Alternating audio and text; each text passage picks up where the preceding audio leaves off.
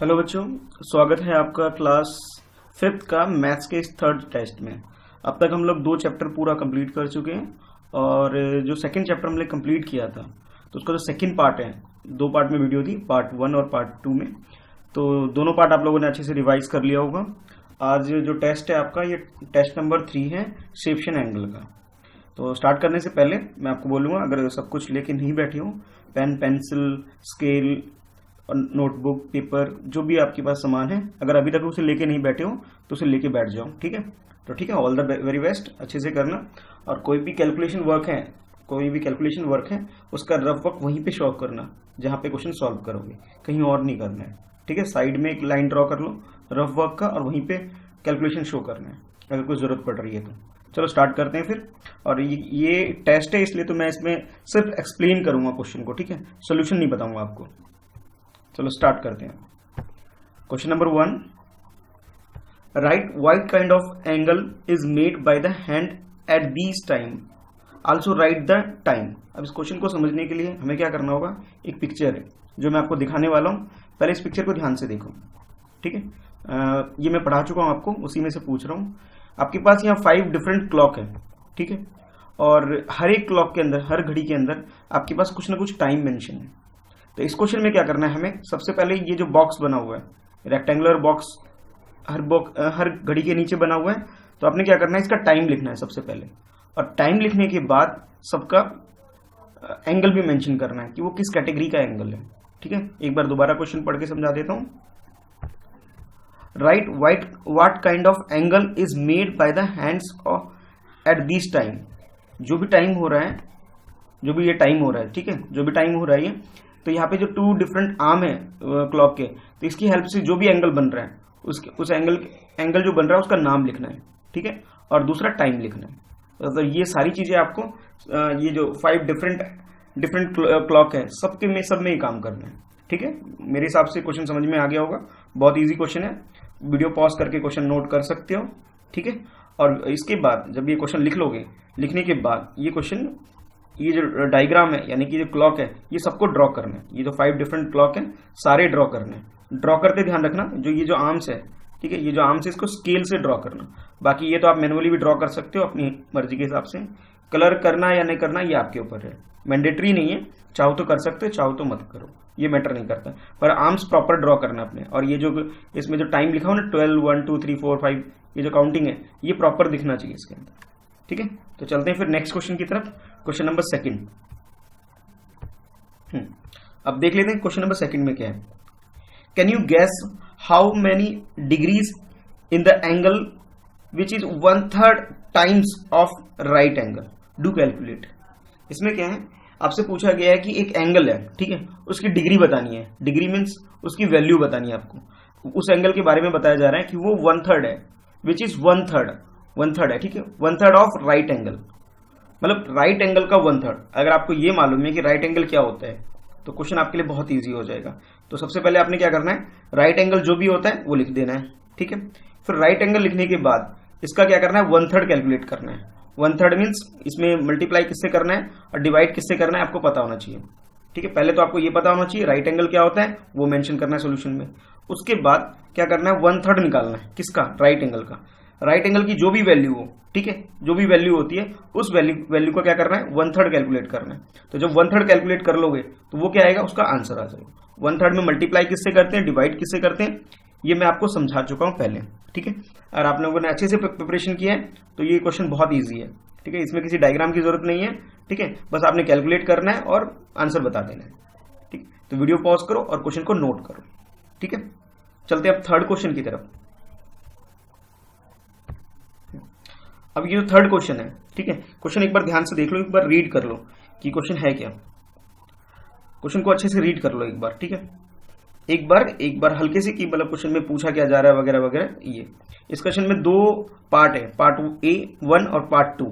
ठीक है, तो दोनों के ही आंसर आपको करने हैं, पार्ट 1 का भी करना है, पार्ट 2 का भी करना है। ठीक है, अब क्वेश्चन को समझाने से पहले एक बार मैं क्या करता हूं, इस क्वेश्चन से रिलेटेड एक डायग्राम है, ठीक है, पहले मैं डायग्राम दिखाता हूं और डायग्राम दिखाने के बाद, ठीक है, फिर क्वेश्चन करेंगे, समझाऊंगा।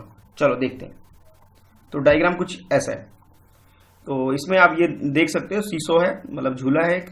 ठीक है, तो देख सकते हो टू डिफरेंट है, यहाँ पे एक बच्चा है वगैरह वगैरह। तो ये हमारे पास एक डायग्राम है, ठीक है। तो डायग्राम आपको ड्रॉ करना है, मतलब बहुत अच्छा नहीं बन पा रहा है कोई बात नहीं, जैसा आपसे बनता है वैसा बना लो, पर ये दिखना चाहिए, ठीक है। ये जो एंगल बन के आ रहा है ये एंगल ऐसा दिखना चाहिए। बच्चा ये ड्रॉ करो या मत करो ये आपके ऊपर है, पर ये जो है इसे प्रॉपरली दिखाना है, इसे भी ठीक से दिखाना है और इसे भी ठीक से दिखाना है, इन दोनों को अच्छे से दिखाना है। तो अब देख लेते हैं क्वेश्चन में पूछा क्या जा रहा है, तब जाके मैं क्लियर होगा कि क्वेश्चन को करना कैसे है। तो question number 3, there are 2 slide in a park. Okay, 2 different park है, सॉरी 2 डिफरेंट स्लाइड है। एक पार्क है, पार्क के अंदर 2 डिफरेंट स्लाइड है, स्लाइड 1 स्लाइड 2 ऐसे बोल सकते हो, या फिर ऐसे बोल सकते हो ये लेफ्ट स्लाइड है और ये राइट स्लाइड है, ठीक है। अच्छा, उसके बाद अब आगे चलते हैं, आगे पूछा क्या जा रहा है हमसे। फर्स्ट पार्ट में रीड कर रहा हूं, ध्यान से सुनना। विच स्लाइड हैज लार्जर एंगल। अब आपने ये बताना है कि ये दोनों जो स्लाइड है इसमें लार्जर एंगल कौन क्रिएट कर रहा है, लेफ्ट स्लाइड क्रिएट कर रहा है या राइट स्लाइड क्रिएट कर रहा है। लार्जर एंगल की वैल्यू बताएं, लार्जर मीन्स जिसकी वैल्यू ज्यादा हो, ठीक है। तो ये चेक करो और इसमें जो भी लग रहा है कि इसकी वैल्यू लार्जर है, ज्यादा है, वो बताना है, ठीक है। इजी है। तो नाम कैसे लिख सकते हो कि लेफ्ट स्लाइड या फिर राइट स्लाइड, या कोई बच्चा इस तरह भी बोल रहा है कि सर ये तो मैं इसको स्लाइड 1 स्लाइड 2 रख लूँ ना, बिल्कुल रख सकते हो, पर आपको डायग्राम में फिर ऐसा दिखाना पड़ेगा। यहाँ पे नीचे लिख देना स्लाइड 1 और इसे लिख दोगे स्लाइड 2, ठीक है। अदरवाइज ऐसे ही करना है, लेफ्ट साइड जो दिख रहा है उसे लेफ्ट स्लाइड है और राइट साइड जो दिख रहा है वो राइट स्लाइड है। इजी हो गया क्वेश्चन, ठीक है। तो फर्स्ट पार्ट मुझे लगता है आप लोगों को समझ में आ गया होगा। फर्स्ट पार्ट में बस इतना ही बताना है कि लार्जर एंगल कौन क्रिएट कर रहा है, ठीक है। क्या कौन सा लार्जर एंगल कौन सा क्रिएट कर रहा है, लेफ्ट साइड वाला या राइट साइड वाला, ये बताना है। कैसे बताओगे ये आपको मैंने पहले करवा चुका हूं। अच्छा, अब करते हैं रीड सेकंड पार्ट, ठीक है। क्वेश्चन नंबर 3 का सेकंड पार्ट देखो। Which slide do you think is safer for the little boy, why. अब जो इसमें जो लड़का है, इस डायग्राम में एक लड़का खड़ा है, अब ये आपको दिख रहा है, इसके अंदर जो ये बच्चा जो है, इस बच्चे के लिए इस पे स्लाइड करना यानी इस पे झूलना ज्यादा इजी है या इस पे झूलना ज्यादा इजी है। कहने का मतलब है सेफ्टी पॉइंट ऑफ व्यू से सेफ किस पे है, कि इस पे झूले वो सेफ है या फिर इस पे झूले वो सेफ है। सेफ्टी का मतलब यहाँ पे ये है जिसमें उसे चोट लगने की संभावना कम है, कि possibility of getting injured is less, ठीक है। मतलब जिसमें पॉसिबिलिटी बिल्कुल कम है कि इंजरी होने की, यानी कि बच्चा सेफली इंजॉय कर सकता है स्लाइड का, वो आपको बताना है कि लेफ्ट साइड वाला बेटर है या राइट साइड वाला बेटर है। अच्छा, दूसरी बात ये आपको ये भी बताना है कि जैसे आपने बता दिया सर मुझे तो लेफ्ट वाला या सर मुझे राइट वाला ज्यादा बेटर लग रहा है, क्यों लग रहा है, आपको 1 या 2 सेंटेंस में वो भी बता देना है, ठीक है। कि सेफर क्यों है, इसका रीजन आपके पास होना चाहिए, जिसके वैलिड रीजन होगा उसका आंसर ठीक होगा, उसे मार्क्स मिलेंगे, ठीक है। अच्छा, अब चलते हैं, आई होप ये क्वेश्चन मुझे लगता है समझ में आ गया होगा, इसमें इतना ज्यादा टफनेस कुछ है नहीं, समझ में आ गया होगा। अब मैं चलता हूं क्वेश्चन नंबर 4 की तरफ, ठीक है। अब क्वेश्चन नंबर 4 को थोड़ा ध्यान से देखो। क्वेश्चन नंबर 4 में ये डायग्राम है, पहले तो मैं ये डायग्राम एक्सप्लेन कर देता हूं, ठीक है। ये डायग्राम देख लो, सेंटर में वर्टेक्स O है, ठीक है, और उसके बाद ये A, C, इधर है D और इधर है B, यानी कि यहाँ पे टोटल 5 वर्टेक्स हैं या 5 पॉइंट है यहाँ पे हमारे पास इस डायग्राम के अंदर, ठीक है। तो एक तरह से ये क्या दिख रहा है हमें, ये हमें दिख रहा है ओपन फिगर दिख रहा है, ठीक है। सारे हर तरफ से ये ओपन दिख रहा है, यहाँ भी ओपन है, इधर भी ओपन है, इधर भी ओपन है, इधर भी ओपन है, मतलब ऑल साइड से ये मतलब ओपन दिख रहा है, ठीक है। अच्छा, अब क्वेश्चन को पढ़ते हैं और फिर देखते हैं कि क्वेश्चन में पूछा क्या जा रहा है, ठीक है। तो क्वेश्चन नंबर 4 मैं रीड कर रहा हूं, पहले समझेंगे, फिर उसके बाद मैं दोबारा रिपीट करके भी आपको एक्सप्लेन कर दूंगा। Observe the figure and answer the question. आपको ये फिगर ऑब्जर्व करना है, अच्छे से देख लेना है इसे, उसके बाद ये जो छोटे छोटे क्वेश्चन बने हुए हैं इनको आंसर करना है। 4th का फर्स्ट पार्ट देखो, नेम द कॉमन वर्टेक्स। अब इसके अंदर जो कॉमन वर्टेक्स है उसका नाम बताना है। वर्टेक्स क्या होता है, वर्टेक्स, एज, ये मैंने आपको पहले पढ़ाया था, ठीक है। जब चैप्टर स्टार्ट किया था तब मैंने आपको बताया था कि वर्टेक्स किसको बोलते हैं, स्लाइड किस, एज किसको बोलते हैं, ठीक है, कॉर्नर पॉइंट वगैरह वगैरह, ये सारी चीजें मैं आपको पहले बता चुका हूँ। 3 चीजें होती हैं, ठीक है, उस तीनों चीजों को मैंने अच्छे से बताया था। तो अगर आपने अच्छे से रिवीजन किया है, वीडियो को अच्छे से देखा है, तो आप ये क्वेश्चन बहुत इजीली कर सकते हैं। तो इसमें क्या करना है, name the common vertex, vertex के नाम बताने आपने, ठीक है। नेक्स्ट आपको बताना है नेम द राइट एंगल। अगर आपको राइट एंगल का कॉन्सेप्ट बिल्कुल क्लियर है, आपको अच्छे से पता है कि राइट एंगल का मीनिंग क्या होता है, राइट एंगल की वैल्यू क्या होता है, ठीक है, अगर आपको ये बिल्कुल अच्छे से क्लियर है तो इसका भी आंसर आप आराम से दे सकते हो, नेम द राइट एंगल। चाहो तो एक दे दो, दो दे दो, जितने भी आपको दिख रहे हैं, पर एक देना कंपलसरी है, एक तो आपको देना ही पड़ेगा आंसर, ठीक है। एक से ज्यादा भी आंसर हो सकता है इस क्वेश्चन में, ध्यान से देखना, एक से ज्यादा आंसर आपको दिखेगा इसके अंदर, पर आपको at least one answer you have to give. You can give more than one answer, but you have to give at least one, ठीक है। एक तो आपको देना ही है, बात ज्यादा भी दे सकते हो। अच्छा, अब चलते हैं क्वेश्चन 4 का थर्ड पार्ट में। अब थर्ड पार्ट को समझ लेते हैं, इसमें क्या है। Name the angle less than right angle. अब राइट एंगल से जो लेस देन है, ठीक है, उस एंगल का नाम बताना है। इसके अंदर जो राइट एंगल से कम जो भी दिख रहा है, ठीक है, उस एंगल का नाम बताना है। अच्छा, मैंने एक चीज और बताई थी आपको कि एंगल जो भी होता है उसका नाम कैसे लिखते हैं, तो उसी तरीके से नाम लिखना है, यानी कि बीच में किसी खास पॉइंट को या खास वर्टेक्स को लिखते हैं, वो क्या है उस प्रॉपर तरीके से लिखना है, कि एक लिखने का एक तरीका होता है एंगल को, तो उसी तरीके से आपको आंसर करना है, ठीक है। तो क्वेश्चन नंबर 4 का जो थर्ड पार्ट है, इसमें क्या करना है, name the angle less than right angle. तो राइट एंगल की वैल्यू अगर आपको पता है, तो उससे जो लेस वैल्यू है जिसकी, उससे जो कम है, वैल्यू कम है जिसकी, वो आपका इसमें आंसर होगा। तो वो भी आपको यहाँ दिख सकता है, ठीक है। तो जो भी आपको आंसर दिख रहा है इसके अंदर, उस वर्टेक्स को यूज करके, पॉइंट को यूज करके आप बता सकते हो कि सर ये है इसका आंसर, प्रॉपर लिखना। अच्छा, नेक्स्ट देखते हैं क्वेश्चन नंबर 4 का फोर्थ पार्ट।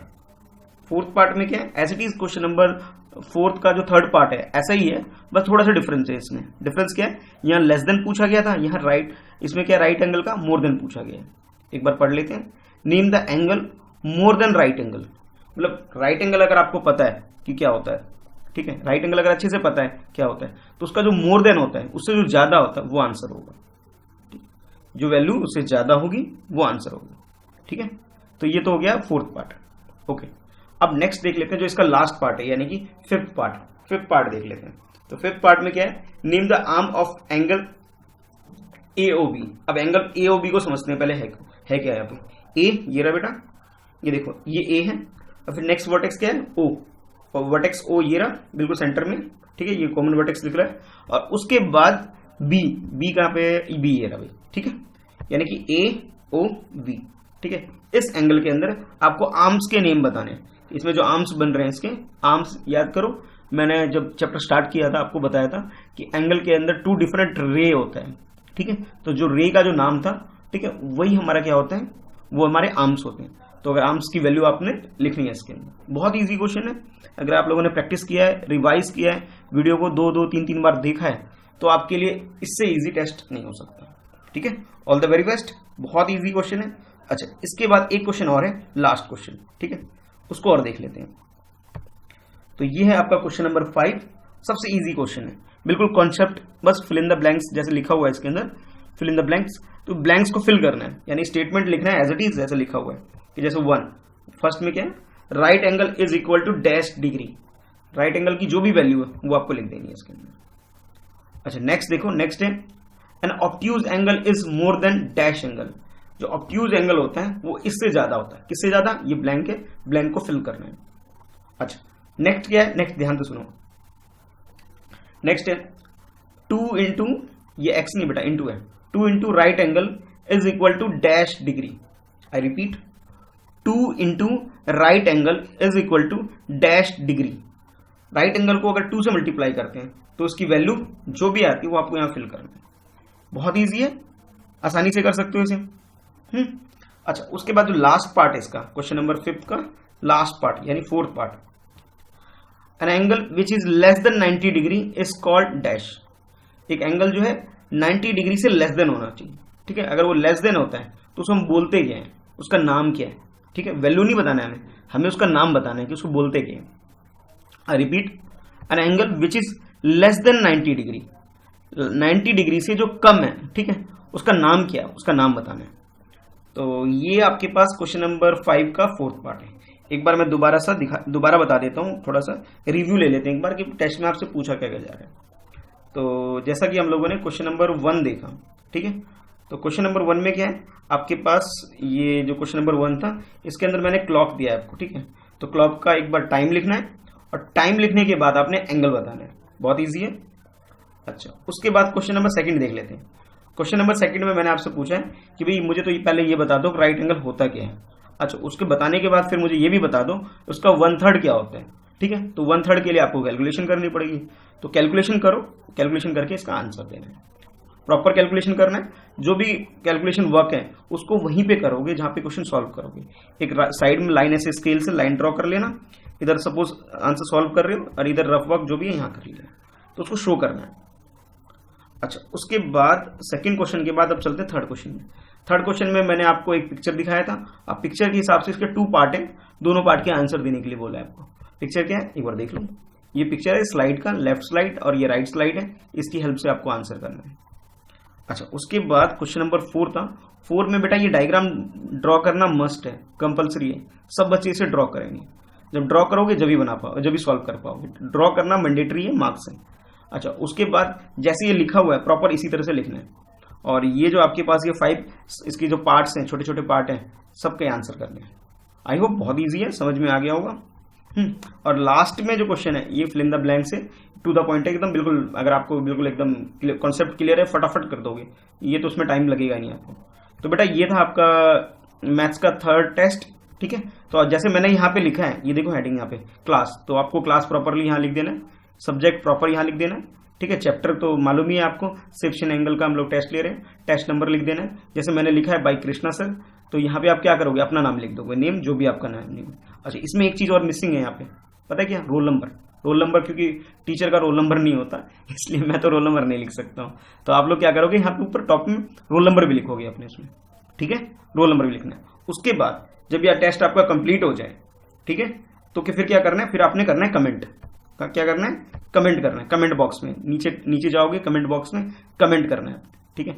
और आपके जो भी फ्रेंड हैं जिनको अभी तक नहीं पता है कि सर ये वीडियो कहाँ शेयर कर रहे हैं, कहाँ बना रहे हैं, तो बेटा ये चैनल है फ्रेंडसेट प्रिपरेशन, इसे सब्सक्राइब कर लो, आपके पास नोटिफिकेशन मिल जाएगा आपकी हर क्लास का जो भी वीडियो होगी। मैं मैथ्स के अलावा आपकी ईवीएस का भी वीडियो मैंने बनाया हुआ है, तो आप एक बार देख सकते हो। चैप्टर 1 का बहुत अच्छा कंबाइंड, पूरे चैप्टर के जितने भी क्वेश्चन आंसर होते हैं, पूरा स्टडी, बहुत अच्छा वीडियो बनाया हुआ है मैंने। तो आज टेस्ट करने के बाद उसे जरूर देखना, बहुत अच्छा बनाया हुआ है मैंने, ठीक है बेटा।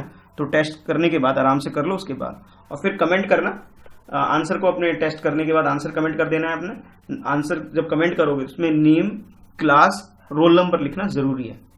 I repeat, name, class and roll number, ठीक है। सेक्शन भी होगा क्लास के अंदर, तो लिखना जरूरी है, ठीक है। ऑल द वेरी बेस्ट, अच्छे से करो, साफ साफ काम करो, ठीक है। Okay, very good. चलो मिलते हैं फिर नेक्स्ट वीडियो में, जो कि आपका आएगा इसका जो क्या नाम है, चैप्टर 3 का आएगा वीडियो। इसकी नोटिफिकेशन आपको जब मिलेगी, जब आप इस चैनल को सब्सक्राइब करेंगे, ठीक है। चलो बेटा, ऑल द वेरी बेस्ट।